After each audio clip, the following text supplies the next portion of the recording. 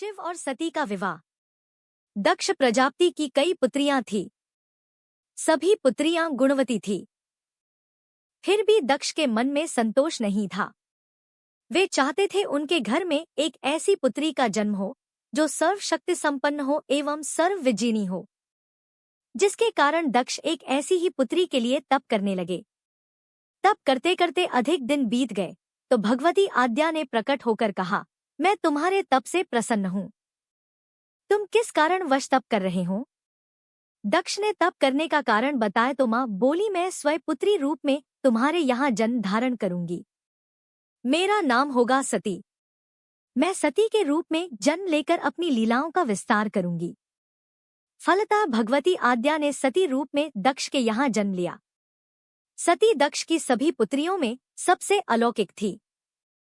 सती ने बाल्य अवस्था में ही कई ऐसे अलौकिक आश्चर्यचलित करने वाले कार्य कर दिखाए थे, जिन्हें देखकर स्वयं दक्ष को भी विस्मयता होती रहती थी। जब सती विवाह योग्य हो गई तो दक्ष को उनके लिए वर की चिंता होने लगी। उन्होंने ब्रह्मा जी से इस विषय में परामर्श किया। ब्रह्मा जी ने कहा, सती आद्या का अवतार है। आद्या आदि शक्ति और शिव आदि पुरुष हैं। अतः सती के विवाह के लिए शिव ही योग्य और उचित वर हैं। दक्ष ने ब्रह्मा जी की बात मानकर सती का विवाह भगवान शिव के साथ कर दिया। सती कैलाश में जाकर भगवान शिव के साथ रहने लगी। भगवान शिव के दक्ष के दामाद थे, किंतु एक ऐसी घटना घटित हो गई जिसके कारण दक्ष के हृदय में भगवान शिव के प्रति बैर और विरोध भाव पैदा हो गया। एक बार देवलोक में ब्रह्मा ने धर्म के निरूपण के लिए एक सभा का आयोजन किया था। सभी बड़े बड़े देवता सभा में एकत्र हो गए थे। भगवान शिव भी इस सभा में बैठे थे। सभा मंडल में दक्ष का आगमन हुआ। दक्ष के आगमन पर सभी देवता उठकर खड़े हो गए, पर भगवान शिव खड़े नहीं हुए। उन्होंने दक्ष को प्रणाम भी नहीं किया। फलतः दक्ष ने अपमान का अनुभव किया।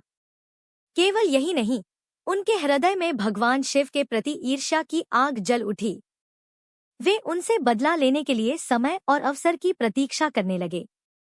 एक बार सती और शिव कैलाश पर्वत पर बैठे हुए परस्पर वार्तालाप कर रहे थे। उसी समय आकाश मार्ग से कई विमान कनखल की ओर जाते हुए दिखाई पड़े। सती ने उन विमानों को दिखकर भगवान शिव से पूछा, प्रभो, ये सभी विमान किसके हैं और कहाँ जा रहे हैं? भगवान शकंद ने उत्तर दिया, आपके पिता ने बहुत बड़े यज्ञ का आयोजन किया है। समस्त देवता और देवांगनाएं इन विमानों में बैठकर उसी यज्ञ में सम्मिलित होने के लिए जा रहे हैं। इस पर सती ने दूसरा प्रश्न किया, क्या मेरे पिता ने आपको यज्ञ में सम्मिलित होने के लिए नहीं बुलाया? भगवान शंकर ने उत्तर दिया, आपके पिता मुझसे बैर रखते हैं, फिर वे मुझे क्यों बुलाने लगे? सती मन ही मन सोचने लगी, फिर बोली, यज्ञ के इस अवसर पर अवश्य मेरी सभी बहनें आएंगी। उनसे मिले हुए बहुत दिन हो गए। यदि आपकी अनुमति हो तो मैं भी अपने पिता के घर जाना चाहती हूँ। यज्ञ में सम्मिलित हो लूंगी और बहनों से भी मिलने का सुअवसर मिलेगा। भगवान शिव ने उत्तर दिया, इस समय वहां जाना उचित नहीं होगा। आपके पिता मुझसे जलते हैं, हो सकता है वे आपका भी अपमान करें। बिना बुलाए किसी के घर जाना उचित नहीं होता है। इस पर सती ने प्रश्न किया, ऐसा क्यों? भगवान शिव ने उत्तर दिया, विवाहिता लड़की को बिना बुलाए पिता के घर नहीं जाना चाहिए, क्योंकि विवाह हो जाने पर लड़की अपने पति की हो जाती है। पिता के घर से उसका संबंध टूट जाता है। लेकिन सती पीहर जाने के लिए हठ करती रहीं। अपनी बात बार बार दोहराती रहीं। उनकी इच्छा देखकर भगवान शिव ने पीहर जाने की अनुमति दे दी। उनके साथ अपना एक गण भी साथ में भेज दिया। उस गण का नाम वीरभद्र था। सती वीरभद्र के साथ अपने पिता के घर गईं। घर में सती से किसी ने भी प्रेमपूर्वक वार्तालाप नहीं किया। दक्ष ने उन्हें देखकर कहा, तुम क्या यहाँ मेरा अपमान कराने आई हो? अपनी बहनों को तो देखो, वे किस प्रकार भांति भांति के अलंकारों और सुंदर वस्त्रों से सुसज्जित हैं। तुम्हारे शरीर पर मात्र बाघंबर है। तुम्हारा पति श्मशानवासी और भूतों का नायक है। वह तुम्हें बाघंबर छोड़कर और पहना ही क्या सकता है? दक्ष के कथन से सती के हृदय में पश्चाताप का सागर उमड़ पड़ा। वे सोचने लगी, उन्होंने यहाँ आकर अच्छा नहीं किया। भगवान ठीक ही कह रहे थे, बिना बुलाए पिता के घर भी नहीं जाना चाहिए। पर अब क्या हो सकता है? अब तो आ ही गई हूँ। पिता के कटु और अपमानजनक शब्द सुनकर भी सती मौन रहीं। वे उस यज्ञ मंडल में गईं, जहाँ सभी देवता और शिमुनि बैठे थे तथा यज्ञ की जलती हुई अग्नि में आहुतियां डाली जा रही थी। सती ने यज्ञ मंडप में सभी देवताओं के तो भाग देखे, किंतु भगवान शिव का भाग नहीं देखा। वे भगवान शिव का भाग न देखकर अपने पिता से बोली, पितृश्रेष्ठ यज्ञ में तो सबके भाग दिखाई पड़ रहे हैं, किंतु कैलाशपति का भाग नहीं है।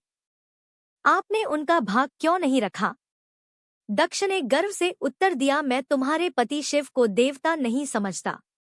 वह तो भूतों का स्वामी, नग्न रहने वाला और हड्डियों की माला धारण करने वाला है। वह देवताओं की पंक्ति में बैठने योग्य नहीं है। उसे कौन भाग देगा? सती के नेत्र लाल हो उठे।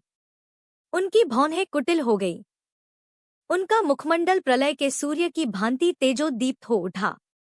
उन्होंने पीड़ा से तिलमिलाते हुए कहा, ओ मैं इन शब्दों को कैसे सुन रही हूँ, मुझे धिक्कार है। देवताओं, तुम्हें भी धिक्कार है। तुम भी उन कैलाशपति के लिए इन शब्दों को कैसे सुन रहे हो जो मंगल के प्रतीक हैं और जो क्षण मात्र में संपूर्ण सृष्टि को नष्ट करने की शक्ति रखते हैं। वे मेरे स्वामी हैं। नारी के लिए उसका पति ही स्वर्ग होता है। जो नारी अपने पति के लिए अपमानजनक शब्दों को सुनती है, उसे नरक में जाना पड़ता है।